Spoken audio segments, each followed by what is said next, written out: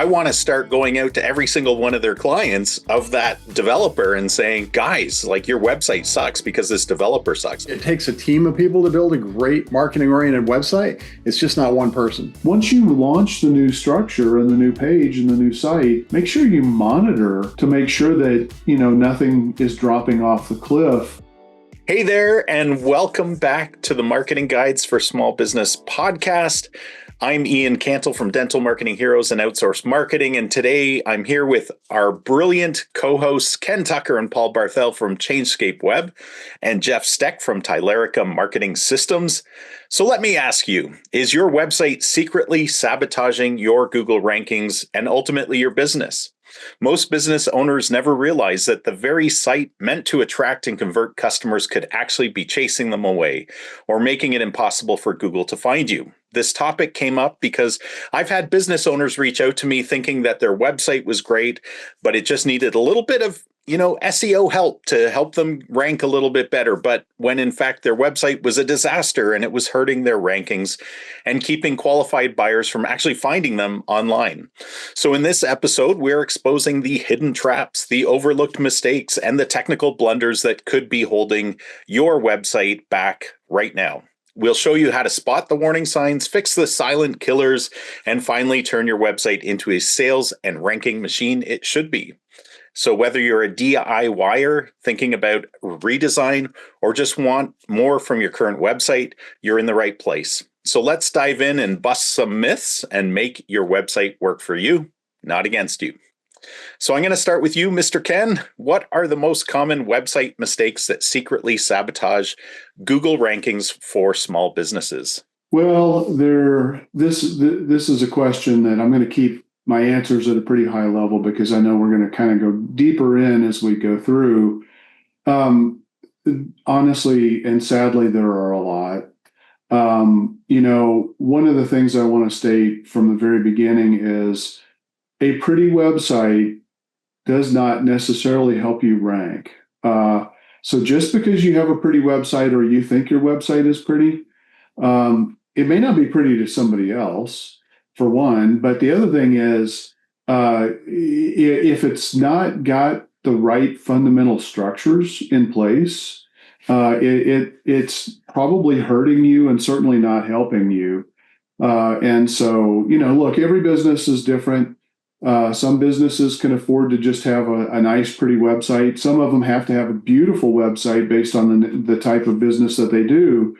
But what you also need to pay attention to make sure you're ranking are a lot of the things that are behind the scenes from just the visual appearance of your website. So first off, a poor website structure. So you can actually hurt yourself by making your website structure overly complicated, having a series of directories that pages are published on that forces the search engines to crawl through a bunch of unnecessary hierarchical layers. But the hierarchical layer that you set up actually is a signal to Google and the other search engines what the core topics are of the website. So you really need to give that a lot of thought. And a lot of people slap content on a website willy-nilly, do it. It gets bloat over time. There's no consistent page structuring that's done. It's just add a new page here, put it under this subpage here. So that can get away from you. So you need to pay attention to that. And if you've had your website for a while, you need to go back and audit it and revisit it. Slow page load speeds. Paul's going to get into that, I think, quite a bit more. Google wants people, the overwhelming majority of people now are hitting websites on a mobile device first. And so in order for those pages to load fast on Wi-Fi networks and mobile devices, you have to have pages that are designed to load very fast. And there are a lot of easy ways to screw that up. Happens all the time. It's probably one of the number one problems we run into. Not taking advantage of the low-hanging fruit. So when you build a website, Google wants to see every page has what's called metadata, a meta title, meta descriptions, alt text on all of the images. All of this stuff is basic blocking and tackling, and it's just website fundamental stuff. If you're not doing it, you're just eroding that trust in your website in the eyes of the search engines, either because it's missing, or it's poorly written, or it's misleadingly written. A lot of people try to play a lot of games. You don't want to do that. It's just stupid. And don't be lazy and don't do this, because guess what? If you're not filling it in, Google's thinking you're lazy and not paying attention to maintaining your website. I don't think you want to take that risk. Don't Not building the website to be mobile friendly or have a responsive design across a variety of screen resolutions or devices is very common. Here's one that drives me nuts. Thin content. So many people build a website and they have maybe 100 words on each page, if that. They have bullet points for the services they offer, the locations they serve. Maybe they say a sentence or two about it. There's no content. The other big problem, and look, Google needs to see minimum 500 words or more to really have an idea of how to index that particular page to be found in search ranks. And so you need to, any page that you want to rank, you need to spend time. And look, 500 is the minimum. You need to see what your competitors are doing. It may require that you have in some cases, web pages that have 2,500, 3,500 words, depending on how competitive it is and what your competitors are doing. Duplicate pages. So a lot of this has been a problem for at least the last 8 years or so, maybe even 10 years, where a lot of SEOs and a lot of people that you pay that $300, maybe $500 a month program, what they do is they'll say that they're giving you SEO location pages, and what they're literally doing is copying and pasting and creating a new page, and all they're doing is swapping out the location. And that does nothing for you. Once Google indexes a page with that content and it sees that it's what's called the canonical URL, it establishes that, and that's the authoritative page that it sees for that content, it ignores all the others. So you may think, oh, I've got 10 location pages on my website, 9 of them very likely, even to this day, because it's still a cop out of a lot of SEOs. They do this copy and paste, and those pages are ignored. So missing heading structures on your website. So the H1 tags, the H2, H3 stands for heading. It's just like anything that you write. There's a structure to the way you write. That you have a headline, you have subheadlines. And you have that hierarchical of, the main headline is H1, the subheadlines are H2, H3, etc. A lot of people don't structure the pages that way. So that's a huge mistake and a missed opportunity. Broken links, either internally or externally. Again, it shows that you're not really paying attention to the maintenance of your website, which causes red flags to site visitors or to the search engines when they come across those. It's like, oh, wait a minute, this was supposed to be a core page. They sent me here, and I get an error when I try to pull up this page. You need to maintain this. It's not, websites are not set it and forget it. Things break all the time, and you can't control what external sites are doing, right? So what you may have used to have been a good external link, that website may be down, it may be gone, or they may have changed the page URL. So you constantly have to go in and maintain and review this stuff. Having no SSL certificate, your website's going to be downgraded in terms of search and trustability if you don't have the HTTPS at the beginning of the URL of your website. in some cases, your website won't even be able to be visited if that's a problem. So, an SSL certificate is really what you need to have there, and so you need to make sure that you get that set up. Having an SSL certificate means that you have potentially, and stop me if somebody's going to cover this, but you could potentially have 4 pages for every page, 4 URLs, I should say, for every page that you have on your website. HTTP, HTTPS, www, and non-www. And so you've got to make sure that you get those things set properly so that you don't confuse the search engines and dilute the SEO for each and every one of those pages. It's a pretty simple thing to do if you know how to do it. If you don't know how to do it, you need to get help to do it because it's really important. And then overusing pop-ups, just you don't want to drive people away quickly. So if your website does something to make people leave right away, or when they're trying to leave, there are frustrating pop-ups that keep popping up. You're not going to get people to want to come back to your website.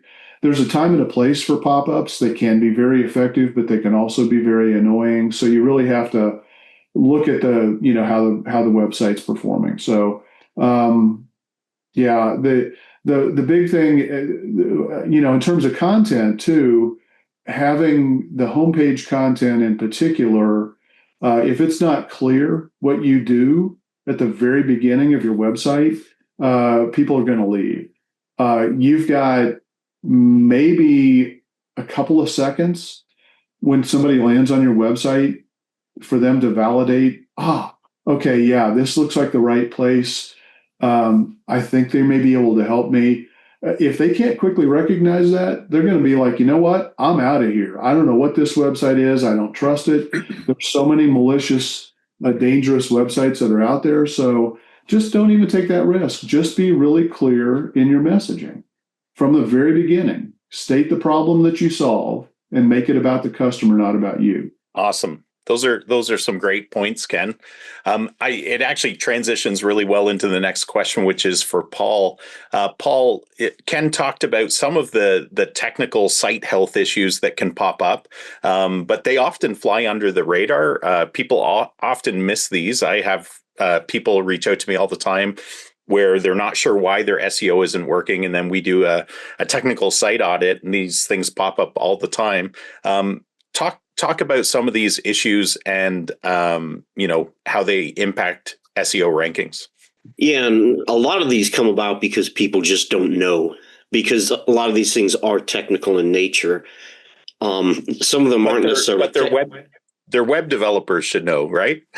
That's the part that always drives me crazy. Yeah, we'll go with that. Well, but the problem is, too many times the web developer is the business owner, or it's their cousin or their friend. They went to college and they studied information technology. Okay, well, they can put together a website, they can construct it, but they don't know how to build an SEO optimized website. Yeah, that's the key point. The O in SEO is optimized, right?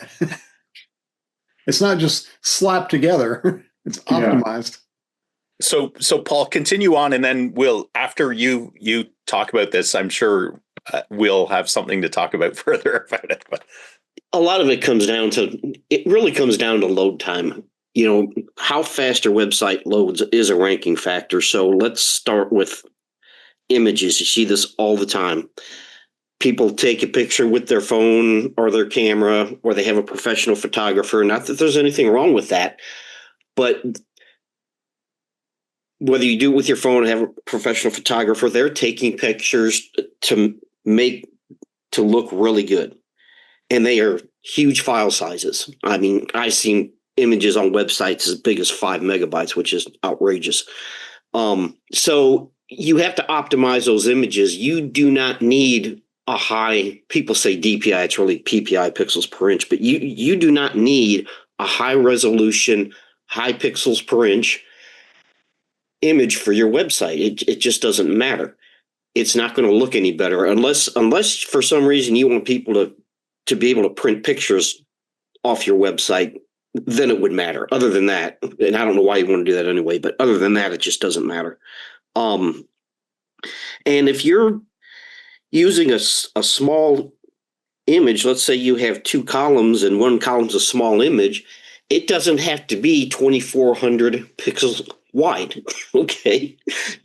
And yes, it's a pain to do this, and it takes time, and you don't have to do everything 100% because your competitor probably isn't either, but you do need to optimize these images.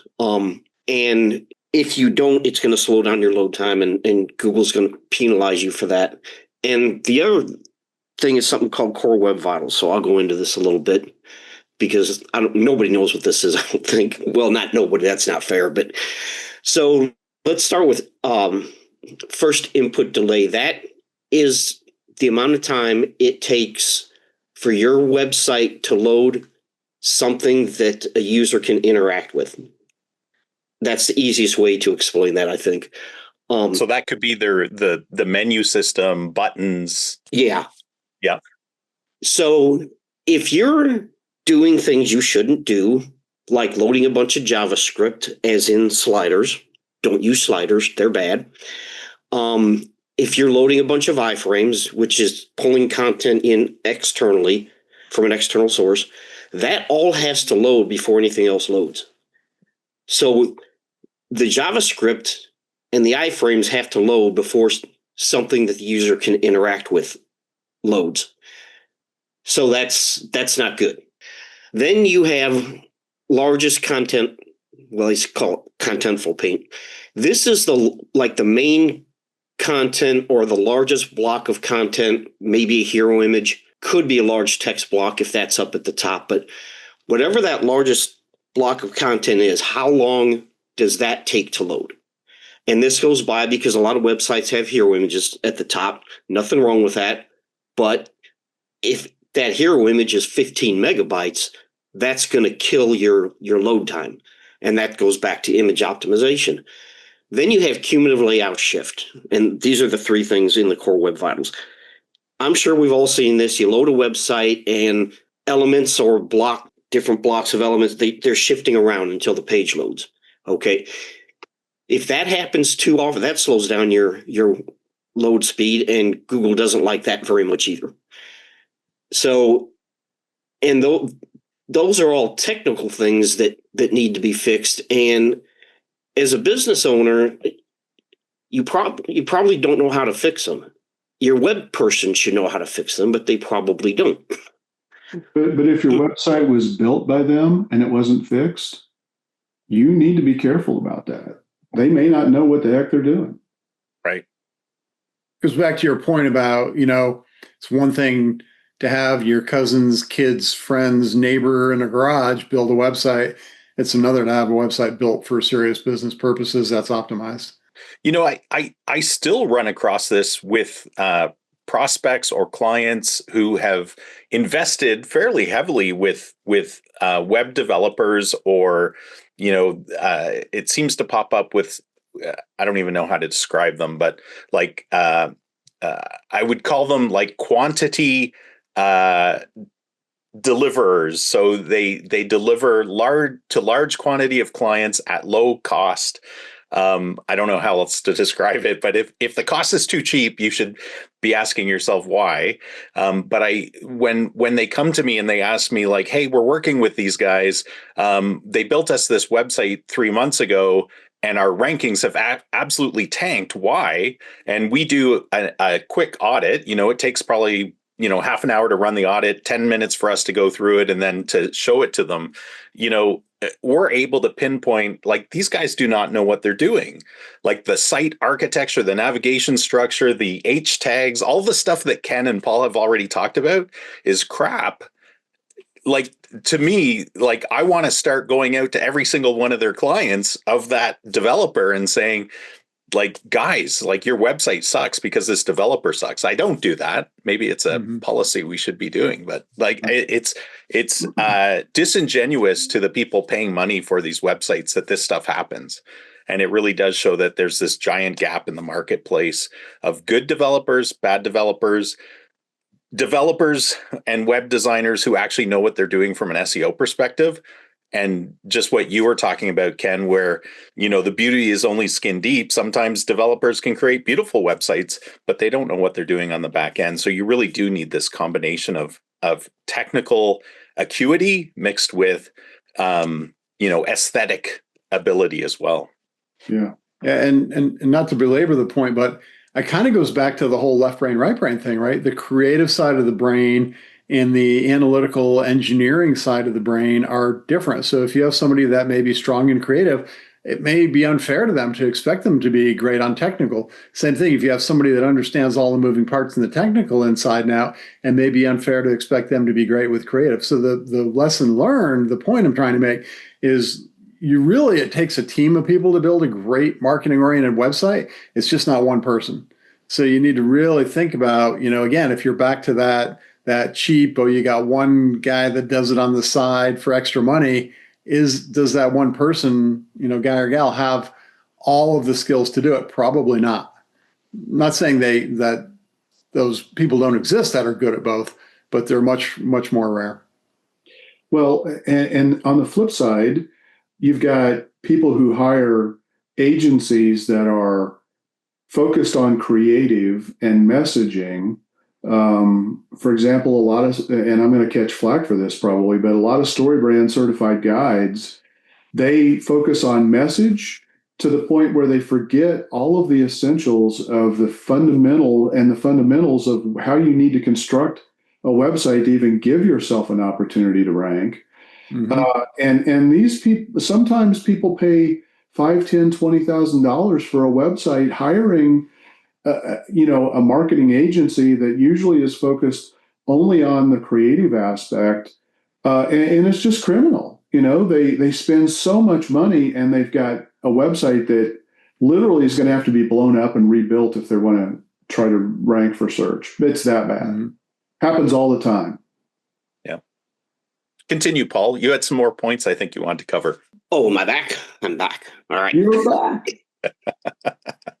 So then the other thing you have is unindexed pages. Now, there are times when you want to no index a page, but generally you want your pages to be indexed because it's not like a law, it's a suggestion, but Google tends to respect it. So does Microsoft. And what that means is if you no index a page, it's not going to display in search results. And I've only actually seen this a couple times where somebody absolutely did not know what they were doing. And they went into the robots.txt file, and I'm not going to go into what that is. And they basically no index the entire website. So I've seen it too. Don't do that. I've seen it too. Yep. Especially when the developers are developing it, you often have it as no index when you're developing it because you don't want the search engines to find it yet. But then when you launch it live, you want to, in WordPress, it's like one checkbox. All you have to do is uncheck that box and boom, it gets indexed, right? Or it's live for indexing. But right. Yeah. And Google has gotten better about this, but not submitting your sitemap to the search engines. I'm not going to say it's not important. It is, but Google has got better. As long as your site isn't no index, they've gotten better at crawling your site and recognizing what the sitemap should be, but you should still submit the sitemap to search engines. Mm-hmm. You shouldn't skip that step. And then I've already talked about bloated code, unused plugins that you're not using. That's more of a security risk than anything. I think the bigger issue there is a security risk as opposed to load time, because it depends on what you mean by unused. If by unused you mean they're deactivated and just sitting in there, we're talking about WordPress here, that's more of a security risk, because if they're deactivated, they're not doing anything.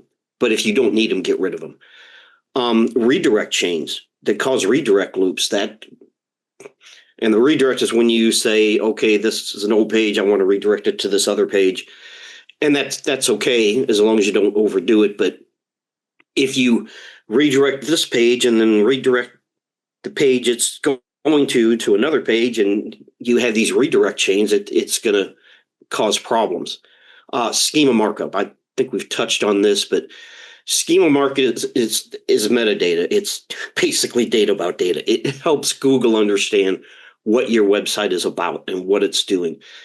And orphan pages, I'm going to go back to one of my other points, but orphan pages, that just makes it difficult for Google to find a page. That means the page is on your website, but it's not linked to in any way, shape, or form. It's not linked to in navigation. It's not linked to from another page. It's just there. And Google might find it, but if they don't, it won't show up in search results. So orphan pages are a bad idea. And then the last thing, well, not necessarily the last thing, there's more things than this, but unreliable hosting or cheap hosting. We see this all the time. And I'm just going to say it. If you cheap out on your hosting, if it's unreliable, bad hosting can cause issues with your website load time. And people go out and they say, oh, I can get web hosting for $4 a month. It's like, yeah, but it sucks. So, but you see it all the time. People are like, well, I'm not going to pay $30 a month for web hosting. It's like, well, okay, do you have a business or a hobby? Yeah. And it's really hard for business owners to know, the quality of web hosting. It really does take an expert to understand like what the technical specs are and why what a good quality one looks like versus a poor quality one. Because I get all the ads all the time, from the cheap ones. Yeah. The other thing to keep in mind about the web hosting, it's not just the hosting, it's the technical support.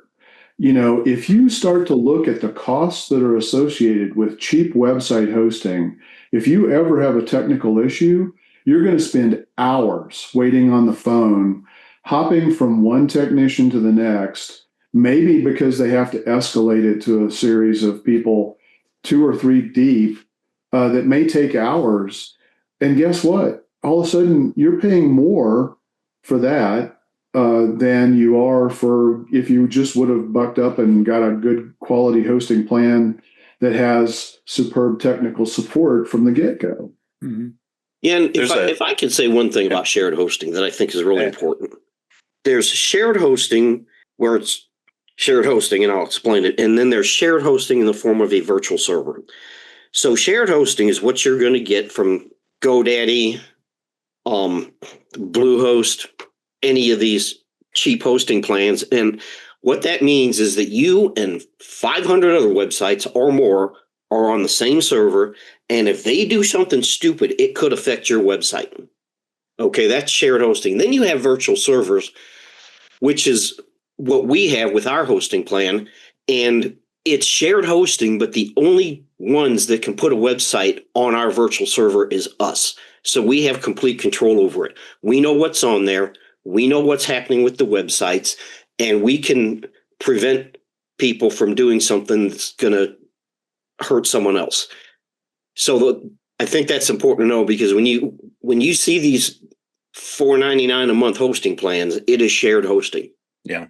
Mm-hmm. One of the things I recently experienced, it was a prospective client I was in talks with, and they actually, one of the things that had them reach out to me was their website went down, and I was actually the one that noticed it going down first because we were already in discussions.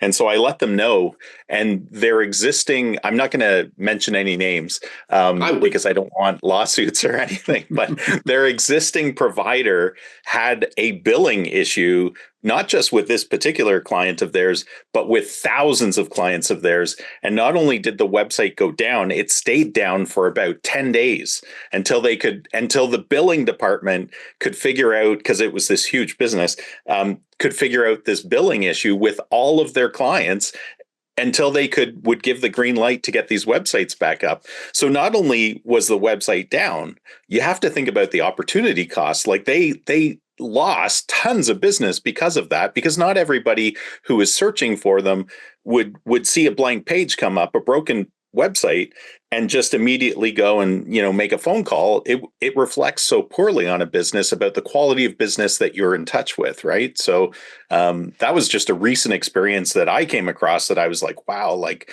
it really does pay to have a reputable business that you have one point of contact for, that can, you can say, hey Paul, Ken, Jeff, Ian, like something's wrong with my website. Can you get on top of it, right? And with most really good reputable businesses, they'll probably know there's an issue even before you do, and they'll have resolved that issue even before you know there's an issue. Like that's And we're often you able to just do that. use the term opportunity cost. I want to put a very concrete example out there, and I'll do it in this form. Let's say you're a roofer and the average roofing job is $15,000, and I don't know what the profit is, but it's in the thousands, right?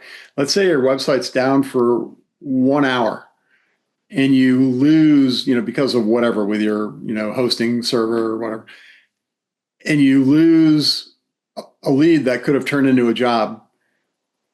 Is losing that $15,000 job worth saving the difference between $30 a month and $4 a month times 12 over a year, right? You're losing, thousands to save tens or hundred maybe. It's just not worth it. You got to be real about your business. You got to be serious about it. You got to be, running where you're going to get the most bang for your buck. Yeah. One of the things you mentioned, Paul, was broken links, and I think you mentioned it, or maybe it was Ken.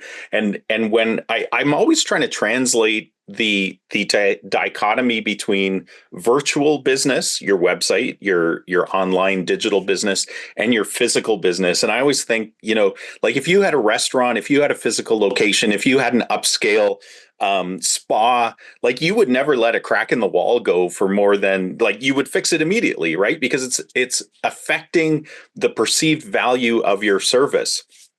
But when people don't even realize they have all these cracks in their walls, all these broken links in their website, and it's affecting how Google will or will not send you traffic, and then it affects the user experience once they get to your website. Like this is pretty big stuff we're talking about, even though it sounds so small, because it is so small to fix. You just have to know what you're doing to fix it.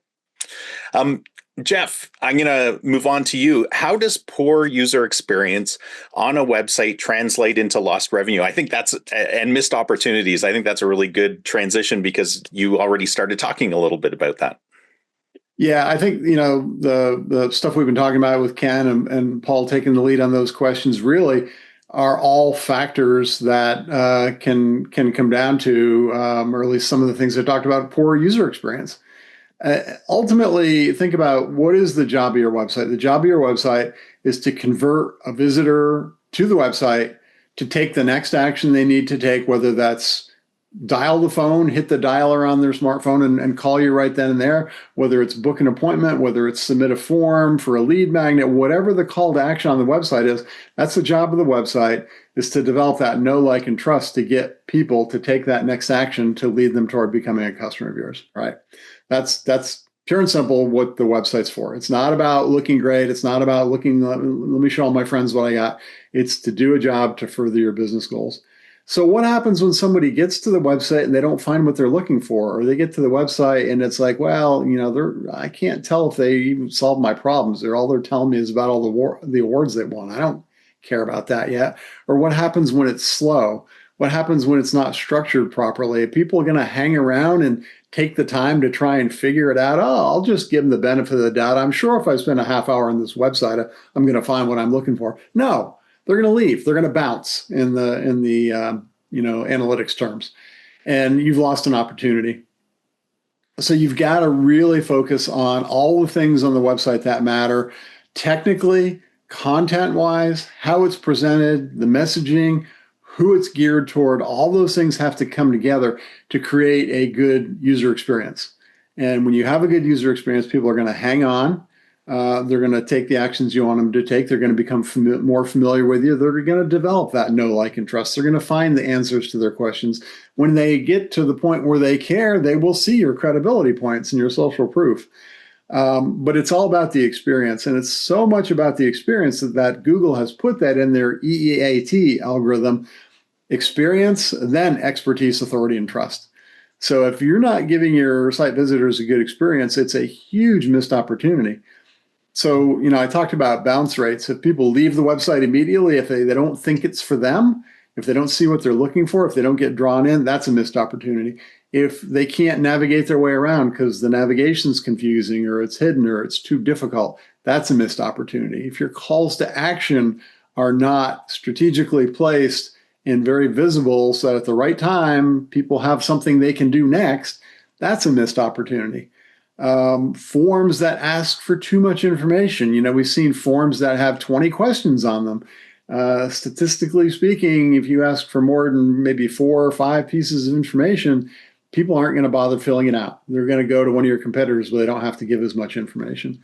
That's part of the experience, right? Don't ask for too much too soon. You haven't gained that right. You haven't developed that trust yet. So everything comes down to a good user experience to keep them moving forward. And I think, Ken, you mentioned mobile. You've got to have a good mobile experience too. And pop-ups are not a good mobile experience. Pop-ups in general are we still see them. They have their place, but they are becoming more and more frowned upon. We're seeing some people, for whatever reason, trust factors, they may be using DuckDuckGo as their browser. DuckDuckGo by default, I think, disables pop-ups. So if you're relying on pop-ups to present an offer to somebody, and guess what? Your people are using browsers that don't enable pop-ups, missed opportunity. It's not a good experience. It's got to be, know your audience, know what they're looking for, know how they want things presented to them, and then present them in that manner. Other things that come to mind, too much motion on a website. I think a little motion is good. As you scroll your page, things can animate in, or they can kind of be sticky and they scroll within a window. That's okay. But if you have that constant, I think, Paul, was it you that said don't do sliders? Besides killing your page load times, because all that slider information has to load before the page can fully render, they can be very distracting. If you have 10 headlines going around in the hero image area of your website, it's like, well, wait a minute, I haven't even read that one yet. Now they're on to another one. What is this website about, right? Don't try and overwhelm people. Don't try and be, everything all at once. Spoon feed them, bring them in gradually. Sliders, maybe not a great choice. Some people are very sensitive to motion. We built a website once for a woman who was, I want absolutely no animations whatsoever on my website. Any kind of motion throws my eye off. So be sensitive also to the different types of people that might be coming to your site.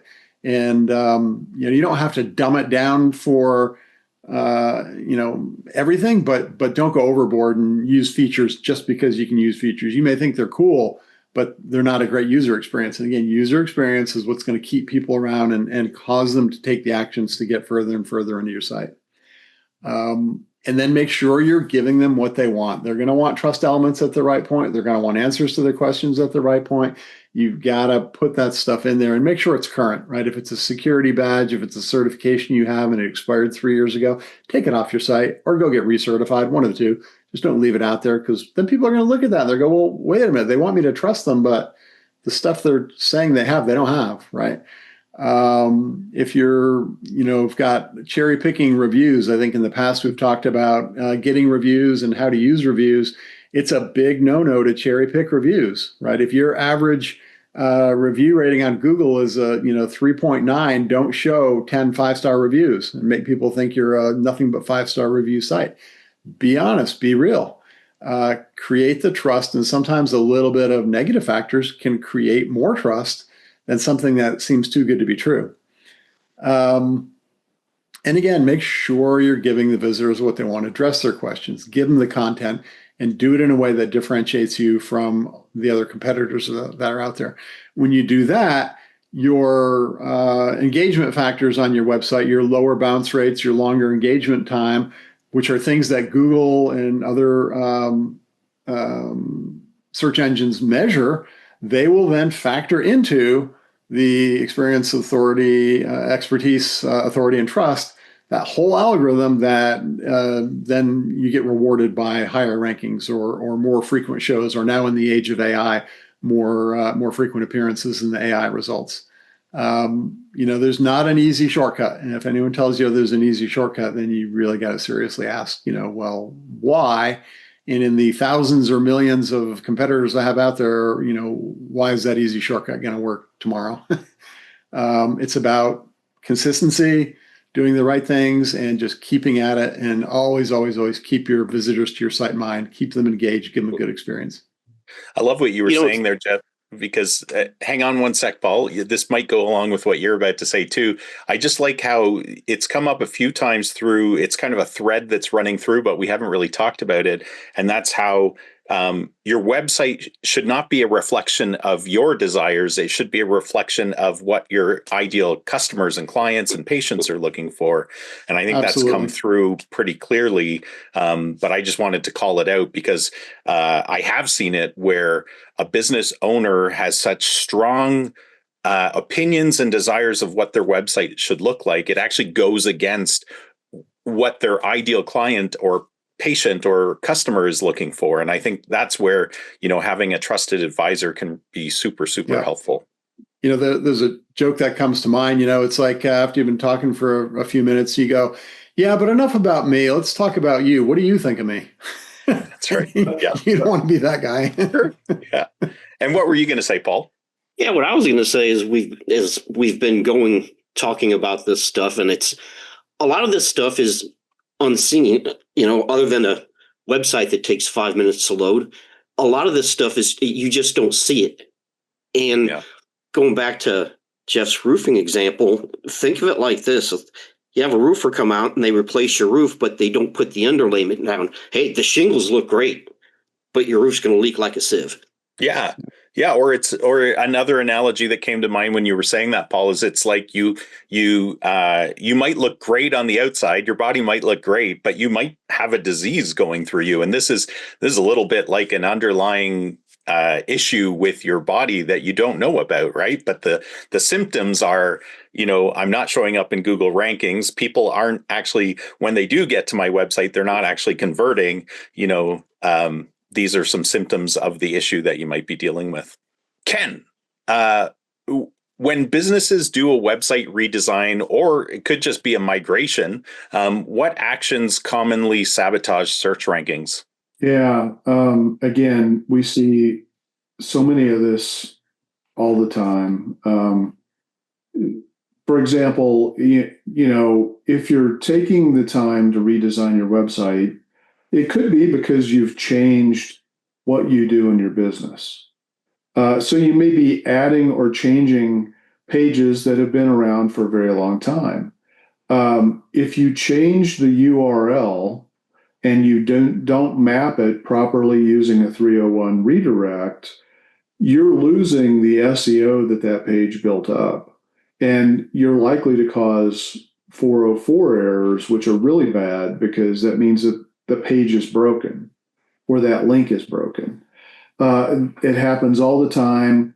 First thing I tell, somebody that I'm working with as a prospect is, look, if the web developer that you're talking to is not telling you that they're going to do 301 redirects when they're redesigning your website, and they don't bring it up, you don't ask, because if you ask, they're like, oh, yeah, we do that. No, you let them bring it up. If they don't say it, then they're not probably thinking about doing it. So it's a huge deal. I've seen so many websites that we've taken over where the SEO that they used to have was just completely destroyed by somebody who had no idea what they were doing. They build them maybe a pretty website, maybe not, but it happens all the time. So you need to be really careful when you change your page structure. The other thing that happens is if you've already got a page that has several authority backlinks coming to that page and you change the URL structure, guess what? You've blown up all of your backlinks that you've built. Those backlinks from other websites to your website are no longer valid if you're not doing that proper 301 redirecting to map that and make that easy to transition. Look, there are plenty of reasons why you want to change your URL structure. The URL structure can be an important SEO signal for your website.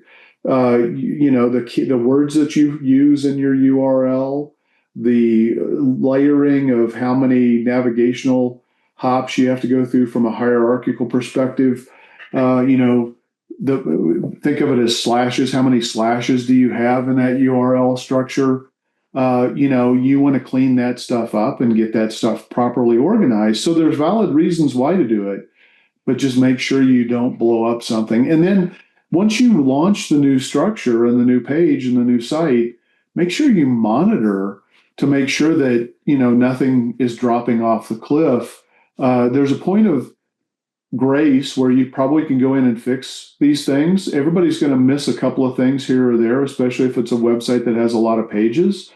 But monitor it and make sure over the next 30 days that something catastrophic is not happening. Forgetting to submit an XML sitemap once you've got the new site published. Forgetting to uncheck that no index when you launch it.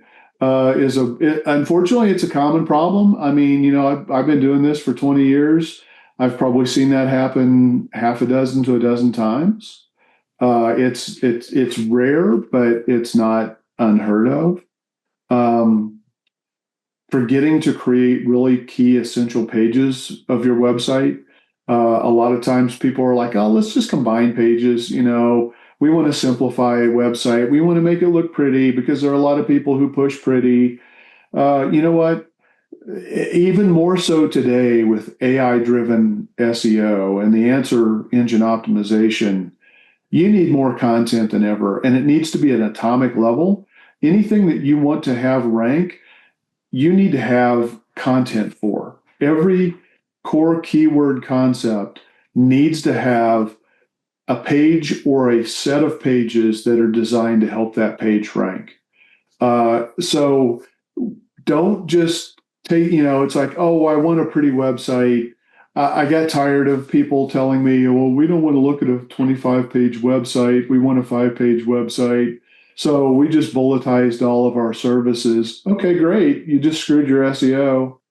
Congratulations. Or a one-page website. Or a one-page See those? website. Yeah. See those occasionally. Yeah. Still. So, and then, either forgetting to change or update the metadata, where again, it's just sloppiness. It's not completing the job. It's really easy to build a page to look at, but you need to do the stuff on the back end as well. So you need to make sure if you're uploading new images, make sure they have alt tags, make sure that here's the thing too about pictures.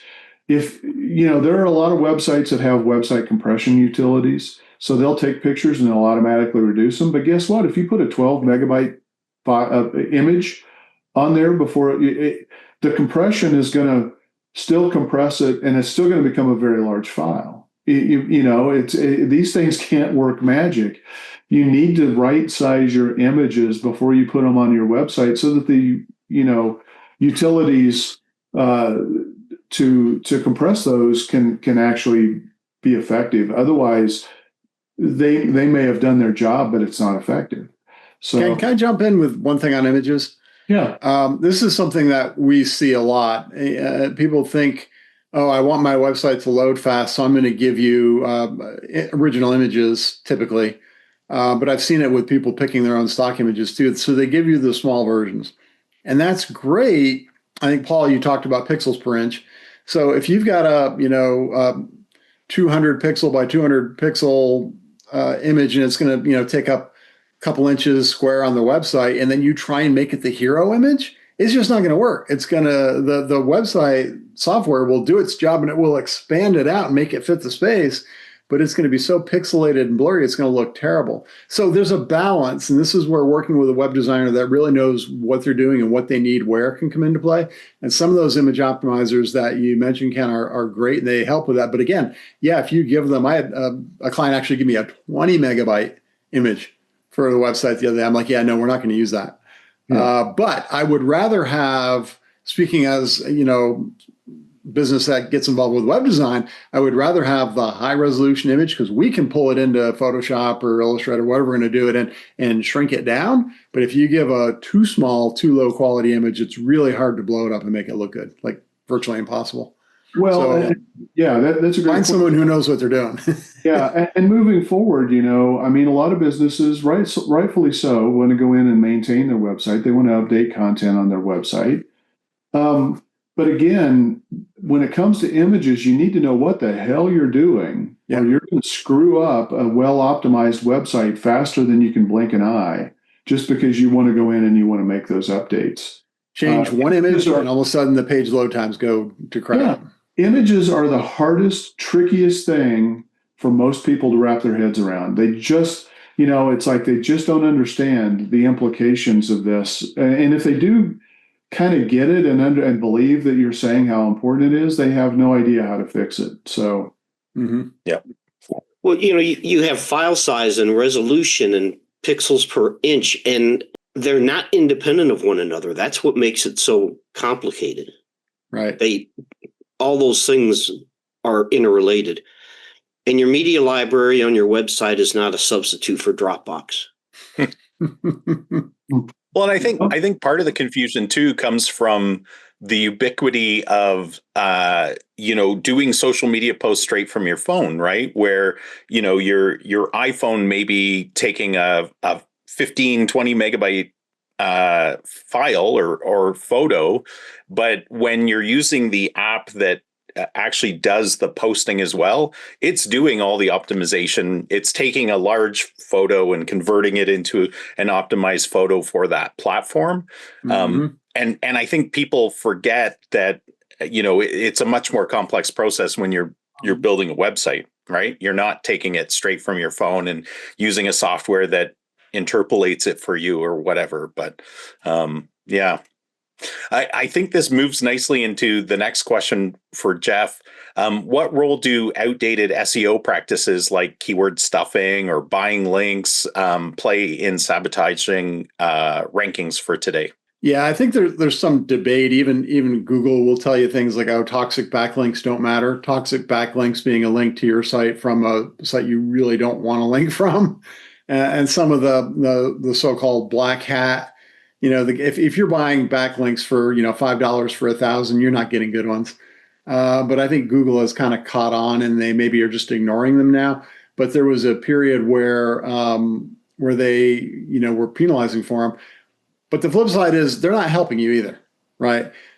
Keyword stuffing, you mentioned, that's the practice of writing an article like local plumber near me optimization, right? When you're looking for a local plumber near me, the best local plumber near me is the local plumber near me who, you just stuff those keywords into the content to the point that it's not natural. It doesn't read naturally, right? Look, we've got AI going on, folks. We've got, web crawlers that understand natural language and they understand semantics and the way people speak and the way people read. And when you push out content that is clearly not written for people, that's just trying to game that algorithm from 10 years ago, it's not going to do you any favors. And even if you don't explicitly get penalized for it, you're not going to get a premium for it. You're not going to get a high appearance in a search ranking because the content's just going to be looked at as poor quality content.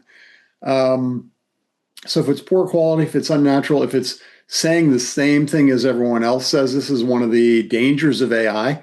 Think about what a large language model is. It is a big body of work. And when you say, write a blog article about local plumbers near me, it's going to get the same, essentially different words with the same essential content as everyone else who says, write a blog article about local plumbers near me. So you really got to be thinking about putting your own value add into the content, putting your own spin on it. That goes back to the expertise, the authority, and the trust that Google's looking for. And just don't think you're going to skate by with some generic looking pablum and then expect to get rewarded for it. It's just not going to happen. You do want to have the appropriate amount of links between pages on your site. That helps Google crawl and figure out what your site's about. But you don't want to overdo it. You don't want to underdo it either. So again, knowing from an SEO best practices point of view, what's appropriate and what's not is a good thing to do. Getting posts on other sites that link back to you is good if those other sites are relevant to your business. It's bad or at best neutral if you're getting a link from, a site. If you're a plumber, again, I'll stay with a plumber. If you're getting a link from a plumber on a needlepoint site, it's probably not going to help you much because people don't expect to, go to needlepoint sites and find plumbers. So yeah, you got a link. Somebody said, "Oh, we got you a link on all these sites," but it's not a high quality site relative to your business, so it's not going to help much. Even if you get a guest post on that site and that post then links back to your business, again, people are not on a needlepoint site expecting to find articles about solving plumbing problems. Pay attention to user intent. Pay attention to how language shifts over time. Keywords that people were using 5 years ago to look for something may not be the same keywords that people are using today. And before long, we're going to have Gen Alpha speak in our articles to. It's an extreme example, but you got to use the terminology people are using, right, and they're searching for. So there's something to be said for going through your content and updating it, tuning it for current SEO. Basically, write good content that demonstrates you know what you're talking about and you're the right choice for your audience, and you'll get rewarded on it. All the old stuff, the keywords everywhere, the blog articles in meaningless places, the backlinks are meaningless backlinks, and being listed in directories, the so-called citation directories, being listed in directories just to be listed in directories isn't going to help you either. So, do the right things that matter to your audience and you'll get rewarded for it. One thing on that subject that will get you penalized, and I haven't seen this for a while, used to be a common black hat technique where you'd have a bunch of keywords on a page and it would be white text on a white background so Google could see it, but the user couldn't. At least not easily. I ran into that last year, Paul. Like, I was so surprised. Are you serious? I hadn't seen it for years, and somebody was their website built in 1980? Maybe not that old. One of the things that came to mind too when you were talking, Jeff, was one of the things that we as businesses should be doing, and we certainly do this for our clients all the time because we're the ones contracted to be on top of their SEO. But when and you guys have access to all these reports, I know you do. So when you look at organic keyword and rankings over time, like a trending report for the last 12 years or whatever, and the tools that we use will often highlight, when Google changed their algorithm or had a significant algorithm change, and you see, hey, this is moving up really well, and then it plummets immediately at an algorithm change, for sure that somehow that business was not doing the appropriate technical or something was going against what Google was looking for. And when the algorithm change took place, their website was penalized, right? So you need to be on top of it and monitor what's happening with your website, so that you can, make sure if you haven't invested well in the past, you should be investing well, or you'll see a dramatic drop off in good quality traffic to your website. I will modify that a little and say, if you see a drop off, don't be knee-jerk reactionary like, oh my God, I got to fix this today. Google changes their algorithms daily. Sometimes they're major changes and we hear about them. Sometimes we don't. But there have been cases where they've changed it, they've realized it was a mistake, and they've changed it back. And if you react too quickly, you can, don't try and chase the trend. Pay attention to the trend. And when the trend is an established trend, actual trend, not just a blip, then start thinking about what to do. But yeah, you gotta pay attention. That goes, part and parcel with understanding the keywords and what people are looking for and how they're searching and where they're searching. And again, 3 years ago, we wouldn't have been talking about, AI generated search results, and we wouldn't be talking about being found, by the devices who will not be named because I have one and she'll answer. But now we are. So things change over time, and that goes back to you can't just be stuck in your ways. And we never did that 20 years ago. I don't know why we need to do that now, because things change and you got to keep up with it. And if it sounds like a lot of work, it is. It's a lot of moving parts, and we spend a lot of our energy doing that. If that doesn't sound like what you want to do or should be doing in your business, then give us a call. Shameless plug. Great qualifier. I love it, and 100% agree with what you just said there, Jeff. Paul, how can local businesses sabotage their own Google Maps and local results without realizing it? I'll try to keep it short. That's a long list. Inconsistency with your name and address and phone number across citations. Now, Google has said that things like having avenue spelled out as opposed to abbreviated doesn't really hurt you, but consistency will never hurt you. I'll just say that. Yeah, it's always safe. There's businesses out there that haven't even claimed their Google business profile, or maybe they claimed it, 5-6 years ago and never did anything with it. And it's just sitting there. They never put any posts up there, never uploaded any image, never even uploaded a logo. They just, hey, I checked the box. I did that 7 years ago. Duplicate listings, trying to scam the system, that can get your Google business profile suspended. Not getting local reviews, not asking for reviews, because that's a main factor for Google in the whole trust aspect. Is it getting reviews? If you're a service area business, you're working out of your house, say, and there's nothing wrong with that, Google doesn't have a problem with that, don't put your address on your Google business profile. There's the option to say I'm a service area business and Google won't show your address. They'll still ask for address because that's like the center point of the radius they use for proximity, but you don't need to show your address. I think Ken mentioned location pages, not having them or having them poorly done, service area pages. If it's just duplicate content, it's not going to help you that much. We talked about schema or structured data. You need to have that. And it's probably not something you can do yourself. Like if you're a business owner, I'm not saying it's not possible, but you're going to spend a lot of time learning about a lot of things that you really don't need to know. Just have someone do it. We talked about things you should be putting your time and effort into. Exactly. And learning schema.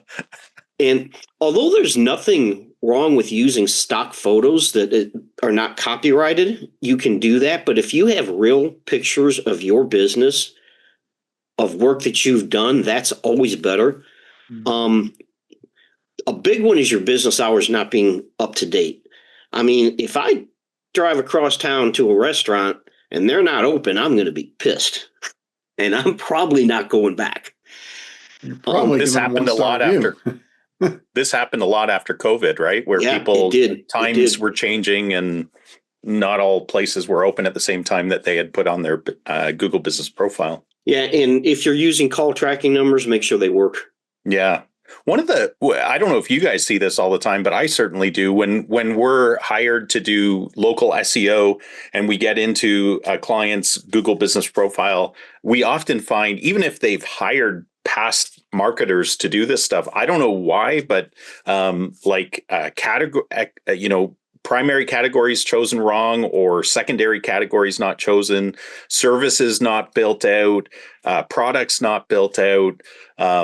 Just information. Like if Google gives you an opportunity to say anything, right, you should be taking that as an opportunity that Google's saying, put something in here that's relevant and we'll send you traffic, right? And if you don't do that, and your competition does, you're just always going to be, not showing up as well as your competition. I'm going to add one more thing too, which is huge, especially now in the age of answer engine optimization. Taking your frequently asked questions from your website and also publishing those as Google questions and answers is a big, big deal. You need to provide information. The large language models are scouring websites looking for information. That information is most easily conveyed to them through questions and answers. That's how they are. That's why you go in and you put a prompt into Chat GPT and it gives you an answer back, right? So it's a huge missed opportunity that businesses don't put any frequently asked questions, or they put 5. You should have 5 or 10 frequently asked questions for every core product and every core service that you offer, maybe even every location you serve.